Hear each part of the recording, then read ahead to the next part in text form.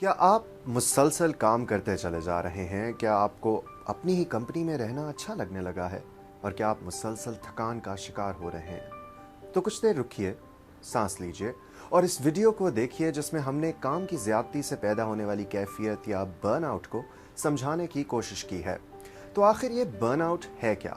Burnout के 3 अंसर होते हैं जिनमें थकान या नकाहट, काम से बददिली और कारकर्दगी में कमी शामिल है।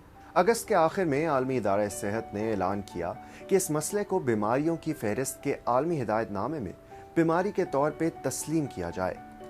तो आप किस तरह इस बात का तयन करेंगे कि आप मुकम्मल तौर पर नहीं लेकिन काफ़ी हद तक बर्न आउट हो चुके हैं? माहिरीन के मुताबिक अगर आप सुबह 10 बजे तक सुकून की नींद सोते हैं और इसके बाद दोबारा सोने का वक्त गिनना शुरू हो जाएं या आप अपने जिस्म में तवानाई महसूस ना करें तो आप बर्नआउट का शिकार हो रहे हैं। डिप्रेशन या ज़हनी दबाव के लिए तो बहुत से इलाज दस्तयाब हैं, लेकिन बर्नआउट की कैफियत को सिर्फ तर्ज ज़िंदगी तब्दील करके ही दूर किया जा सकता है। मगर इससे कबल आइए नज़र दौड़ाते हैं बर्नआउट के 5 मराहिल पर। पहले मरहले में मुसलसल ज़हनी दबाव का एहसास होता है। ऐसा महसूस होना कि अभी भी कुछ बाकी है। सुबह इसी एहसास के साथ नींद खुलना, सुबह का आगाज़ कॉफ़ी या चाय और हाथ में मोबाइल फ़ोन के साथ होना इसकी चंद अलामात हैं। दूसरा मरहला, आप काम के दरमियान वक्फा लेना बंद कर देते हैं, ज़्यादा देर तक काम करते हैं और घर जाकर भी किसी न किसी रूप में काम को जारी रखते हैं। छुट्टी के दिन भी यानी आप काम करते हैं। गुस्ल खाने में भी आप फ़ोन साथ ले जाते हैं।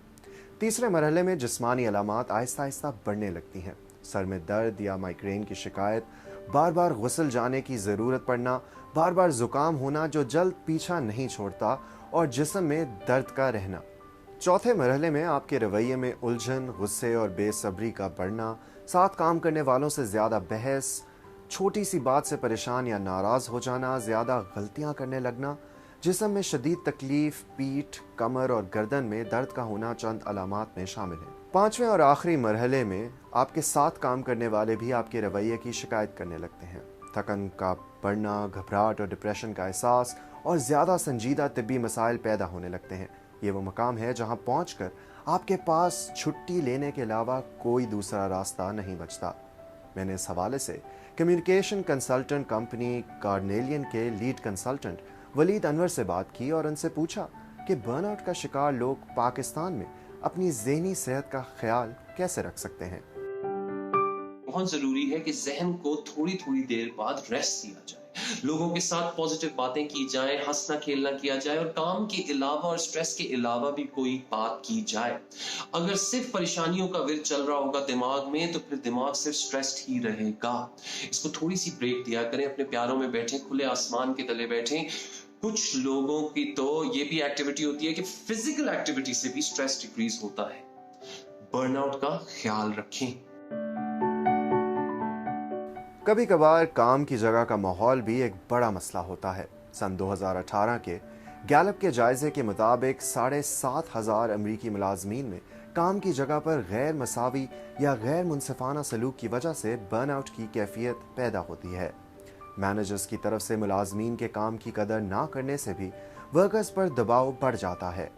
आयरलैंड के शहर डबलिन में नफ्सियाती अमराज की मॉलेज और बर्नआउट के मसले पर एक किताब की मुसन्निफा शोबान मरे का कहना है कि बर्नआउट की बहुत सी अलामात डिप्रेशन की अलामात से मिलती जुलती हैं। उनका कहना है कि जैसे ही आपको ऐसी कैफियत महसूस होना शुरू हो, आप डॉक्टर से रजू करें।